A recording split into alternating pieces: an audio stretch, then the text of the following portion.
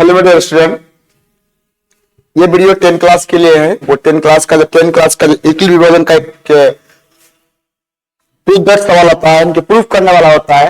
वो एक ऐसा सवाल होता है कि हमें कुछ मान के यूक्लिड विभाजन का प्रयोग करके उससे क्या करना होता है, प्रूफ करना होता है। ठीक है, तो पहले हम ये समझते हैं कि यूक्लिड विभाजन क्या होता है। ठीक है, फिर आगे हम लोग इसके पर बात करेंगे, क्योंकि यूक्लिड जो था एक मैथड है और एक मैथमेटिशियन था और उसने एक मेथड दिया था। तो उसने जो है ना कि संख्या को भाग लगाने का बारे में बताया था। तो जैसे कि बोला था कि भाई अगर कोई बी अगर है, यहाँ पे ए अगर है, तो जो भागफल आएगा उसको हम लोग क्यों बोलेंगे और इसको हम लोग क्या बोलेंगे, आर। ये हो जाए आपका भाजक, भागफल और शेषफल। ठीक है, अब यहाँ पे जो आर है, आर के बारे में कुछ चर्चा किया था। बोल रहा है कि आर जो होगा हमेशा बी से क्या होगा, छोटा होगा। आर का मान छोटा होगा बी से।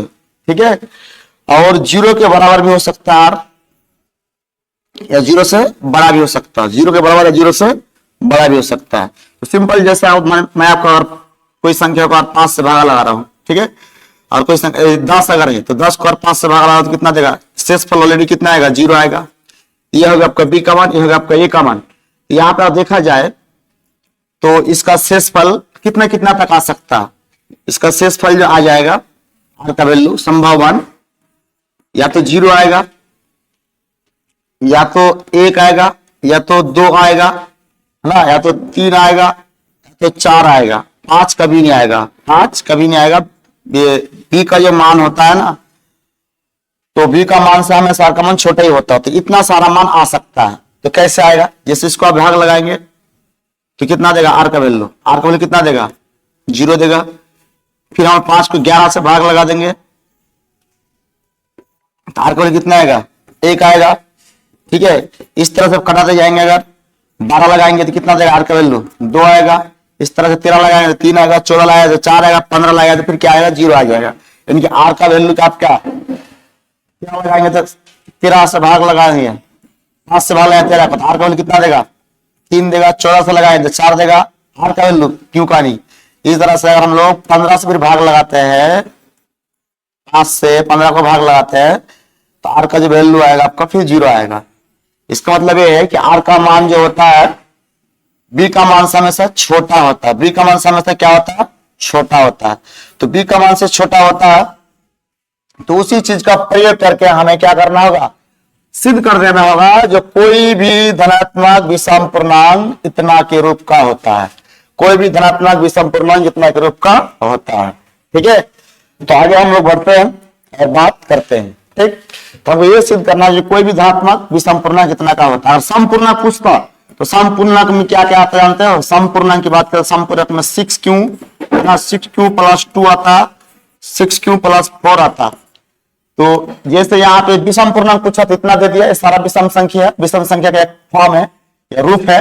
ठीक है, इस तरह से ये सम संख्या का रूप है। सम संख्या पूछता तो इतना आता। जब हम संख्या निकालेंगे तो दोनों ही संख्या हमारे पास आएंगे, सम भी आएंगे विषम भी आएंगे।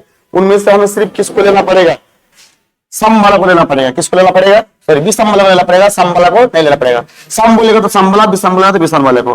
ठीक है, यहां तक आपको समझ में आ गया होगा हम लोग कैसे मान के चलते हैं और इसको सॉल्व करते हैं। ठीक है,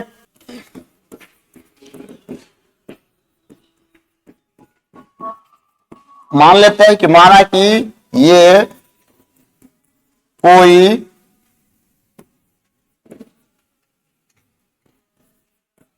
धनात्मक पूर्णांक संख्या है। मतलब मान लीजिए कि ये कोई भी धनात्मक पूर्णांक संख्या है। ठीक है, ये पूर्णांक संख्या है। ठीक, ना ही इसमें सम बोला ना ही इसमें विषम बोला। हम जो कोई भी धनात्मक पूर्णांक संख्या निकालेगा, यहाँ पे 2 तरह का संख्या निकालेगा, सम भी निकलेगा विषम भी निकलेगा। हमें विषम पूछा तो विषम वाला वहां से अलग कर लेना, बराबर ये मान लेते हैं। ठीक, तो इनकी हमको यूक्लिड विभाजन में हमें ये चाहिए और क्या चाहिए, बी चाहिए और आर चाहिए। ए चाहिए, बी चाहिए और आर चाहिए। अगर हम लोग इस पर हम लोग थोड़ा सा फोकस करें तो यहाँ पे बी का वैल्यू इसी के रूप में मिल रहा है। देखो ये वाला जो फॉर्मूला आता है B Q plus R, B Q plus R. तो अगर यहाँ पे क्यू दिया हुआ है, तो इसी को हम लोग तुलना करते हैं इसी संख्या में, जैसे कि 6q प्लस क्या है आपका 1 है या 5 है, ठीक है। तो इसमें हम तुलना करते हैं, तो यहाँ पे जो हमको मिलता है ना, तो यहाँ पे देखिए b का वैल्यू कितना मिलता है, b का वैल्यू कितना मिलता है बोलो 6।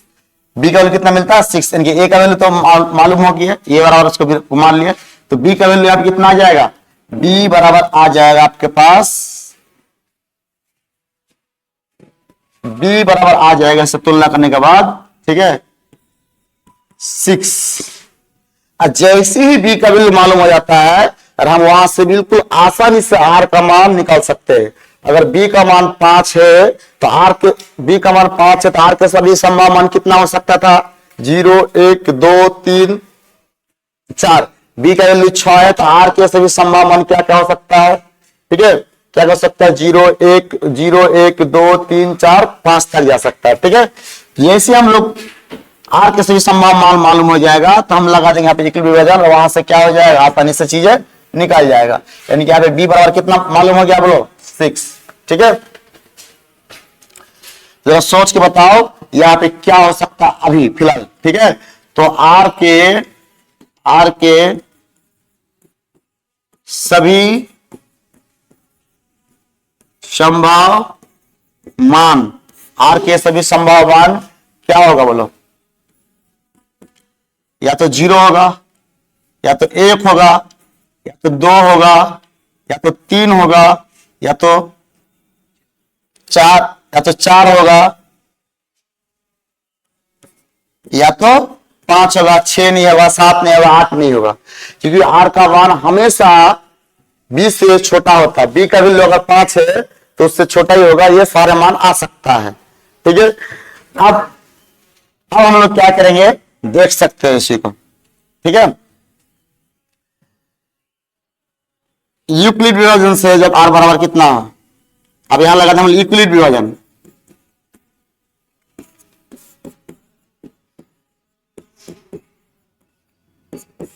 यूक्लिड विभाजन से a बराबर कितना आएगा बोलो,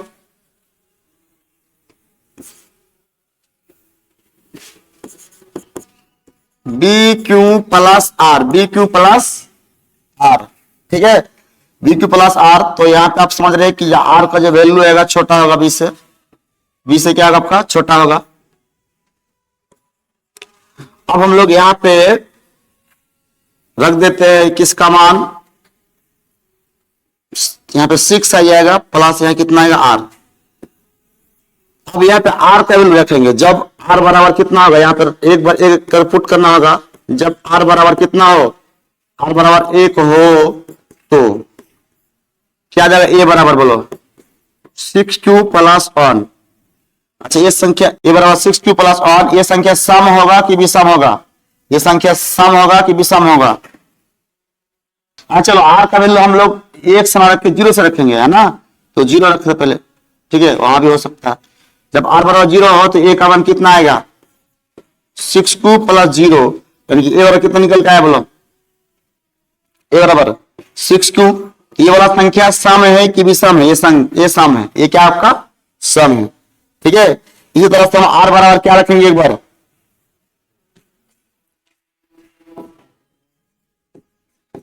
जब r बराबर कितना हो 1 हो, r बराबर कितना हो 1 हो, तो उधर कर लेते हैं हम थोड़ा सा,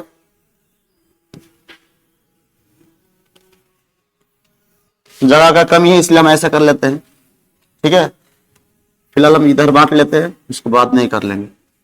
बराबर 1 हुआ तो ए बराबर कितना है निकल का है बोलो, ए बराबर 6q प्लस 1। तो ये संख्या सम है कि विषम है, सम है कि विषम है, ये संख्या क्या होगा आपका विषम है, ये संख्या क्या है आपका विषम है।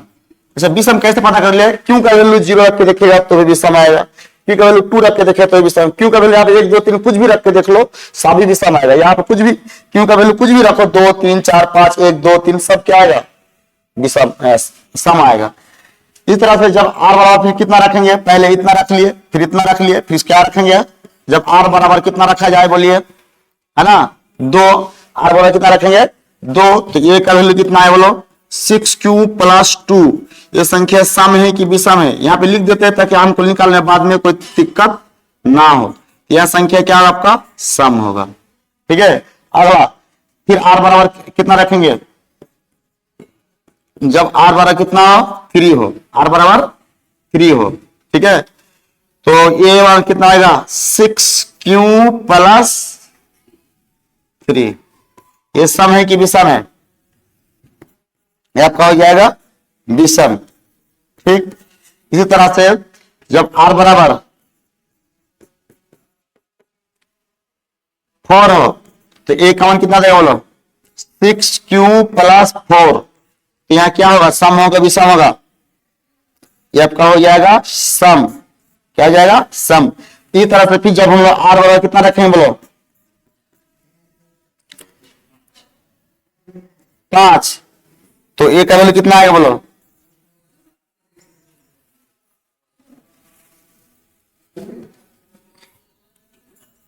6q+5 ये सम है कि विषम है?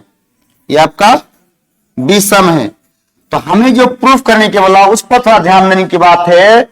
यहां बोला कि धनात्मक, ठीक है, धनात्मक विषम पूर्णांक बोला है। धनात्मक विषम पूर्णांक, जब धनात्मक विषम पूर्णांक बोला है ये सारा संख्या पूर्णांक संख्या है, इनमें से सम पूछता तो सम को खोज खोज के निकाल लेते, या विषम पूछा तो हम क्या करेंगे? विषम को खोज खोज के निकाल लेंगे। तो यहां पे क्या लिखेंगे?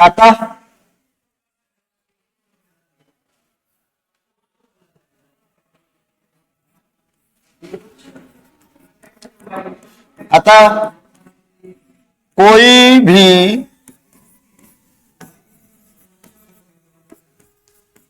धनात्मक विषम पूर्णांक,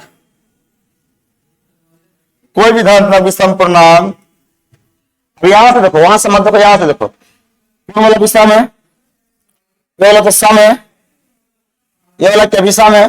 तो पहले इसको ले लो, ठीक है, इसको ले लो, इसको ले लो, तो कोई भी सम पूर्णांक कितना आएगा? 6q+1 कोमा 6q प्लस दूसरा का नाम क्या होगा?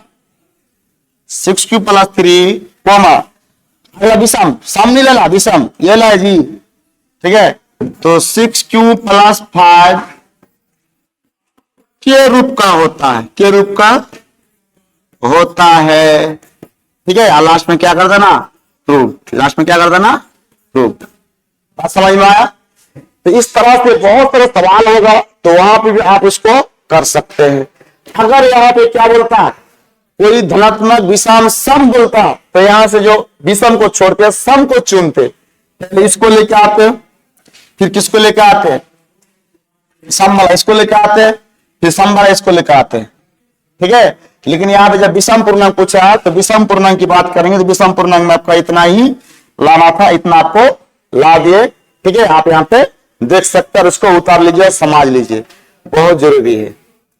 ठीक है, तो अगर बात करें इसी टॉपिक में बहुत सारा सवाल होगा, आप लोग उसको क्या कर लेना? बना लेना, बनाने की कोशिश करना, बन जाएगा आसानी से, कोई दिक्कत नहीं है। अगर यहाँ पे पूछता आपको विषम पूर्णांक के रूप में, तो यहाँ सम पूर्णांक के रूप में पूछता, तो यहाँ पे जो है ना आपको देता 6q+2, 6q+4 देता। ठीक है, ऐसा होता। ठीक है, कभी कभी ऐसा भी दे देगा वहां पे, मतलब 5q+ इस तरह पूछ सकता है, 6q हमेशा नहीं देगा। ठीक है, तो अलग बात है। तो इस तरह से अगर विषम पूर्णांक सम पूर्णांक बोलता तो इतना लेकर आते, इतना लेकर आते। ठीक है, चलिए तो आगे वाला देखते हैं हम लोग, इसको थोड़ा सा आप देख कीजिए। चलिए, सवाल है, कह रहा है कि किसी परेड में 616 सदस्य वाली एक सेना के आर्मी के टुकड़े 32 सदस्यों वाली एक आर्मी के बैंड के पीछे मार्च करना है, तो दोनों समूह को समान संख्या वाले स्तंभों में मार्च करना है, तो उन सभी स्तंभों की अधिकतम संख्या क्या है जिसमें वो मर्ज कर सके, ये क्वेश्चन है। तो डायरेक्टली कुछ नहीं करना, ये संख्या का और इस संख्या क्या निकाल देना, एचसीएफ निकाल देना, बात खत्म हो जाएगी। ठीक है, तो एचसीएफ निकालना है। तो यहाँ पर हम लोग जब इक्विलिब्रियम विभाजन पढ़ ही रहे तो इक्विलिब्रियम विभाजन से ही एचसीएफ निकालना। एचसीएफ इक्विलिब्रियम से निकालने का मैंने तरीका बताया था कि वो तब तक हम लोग इक्विलिब्रियम प्रक्रिया से भाग लगाते रहते हैं जब तक आर का वैल्यू 0 ना हो जाए। जब आर का वैल्यू 0 हो जाता है तो वहां पे जो हमारे बी का मान होता है वो बी का मान एचसीएफ बन जाता है। इस कंडीशन को मैंने बताया था और मैं समझा रहा हूं, देख लो। ठीक है, तो ये दो संख्या जो है तो इसमें से बड़ा होगा उसको ये मानेंगे, छोटा होगा उसको क्या मानेंगे, बी मानेंगे। तो ए बराबर कितना निकल कर आएगा, बोलिए, इतना आएगा। बी बराबर कितना निकल कर आएगा, इतना आएगा। ठीक है,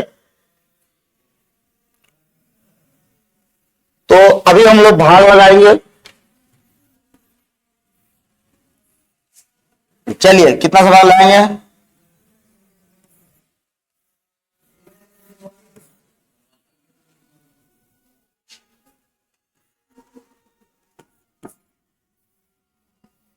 चलो इसको पहले हम लोग भाग लगाते हैं, कितना बार में कटेगा। तो 16 दुगुना 32 दुगुना कितना होता है 64। तो कितना बार में खाएगा, एक बार में। कितना बार खाएगा जी, एक बार में। एक बार में जाएंगे तो कितना आएगा, आप 32।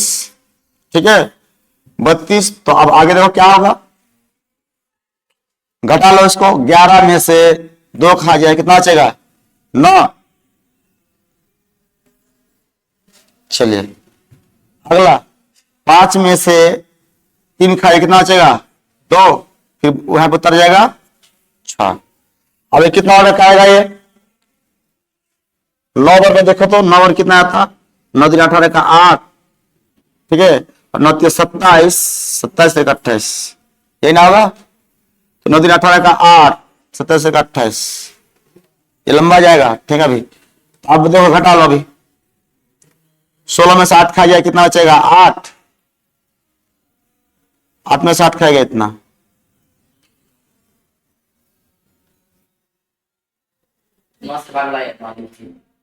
हाँ यहाँ पे ना क्या, कितना 6 बचा। अब अगले बार 6 बच गया।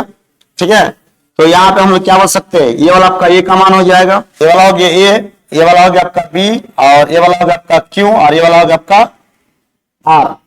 लेकिन आर का वैल्यू का नॉट इक्वल 0 अभी आया, 0 नहीं आया, तब तक जब तक 0 ना आ जाए। ठीक है, अगर हम लोग इश्यू को थोड़ा सा आगे बढ़ाए, ठीक है, तो कैसे होगा, तो ये यहां रह जाएगा और अगला स्टेप में देखो कैसे कटाते इसको। इस 32 को यहां उतार देना होगा, क्या। अब इश्यू को हम लोग कटाएंगे तो 6 का पारा में कितना आएगा, बोलो 6 का पारा में कितना आएगा, कटेगा ये 6 12 13 6 56 24,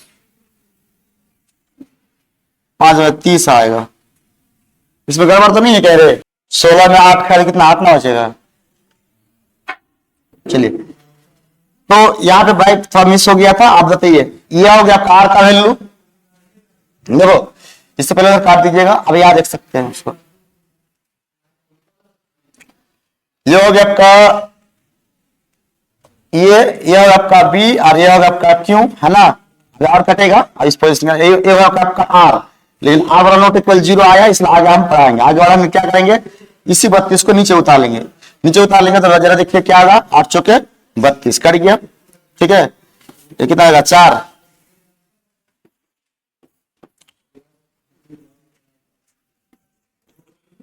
ये घटने आर का वैल्यू कितना आ गया, यहाँ पे 0 आ गया, यहाँ पे 0 नहीं था। हम तब तक कटाते रहते जब तक आर का वैल्यू 0 नहीं होता। 0 होने के बाद जो बी का मान होता है वो एचसीएफ होता। अब यहाँ पे लगाएंगे हम लोग इक्विलिब्रियम विभाजन, क्या लगाएंगे, इक्विलिब्रियम विभाजन से। अगर इक्विलिब्रियम की बात करें तो क्या आएगा 6q sorry B Q plus R, B Q plus R. ठीक है, तो कंडीशन लिखवाना लेको चलेगा। तो ए का वैल्यू पहली बार कितना, पहला इस स्टेप पे देखो, इस स्टेप में तो ए का वैल्यू कितना है बोलो, 616 बराबर बी का वैल्यू कितना, बी का वैल्यू कितना, ये होगा आपका बी, ये होगा आपका ये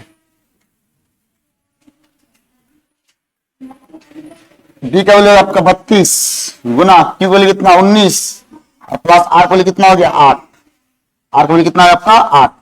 तो ये आपका अब तो यहाँ पे आर का वैल्यू क्या 0 आया, नहीं आया, फिर आगे बढ़ेंगे अगली बात करेगा ना, तो यहाँ पे आ जाएगा 32, ठीक है।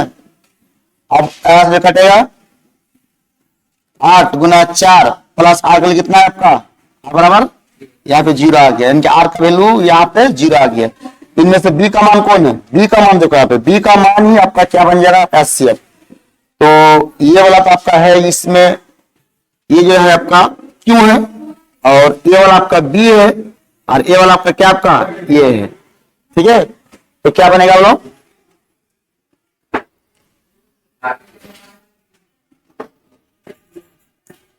अतः एचसीएफ कितना 616,32 बराबर क्या देगा आपका 8।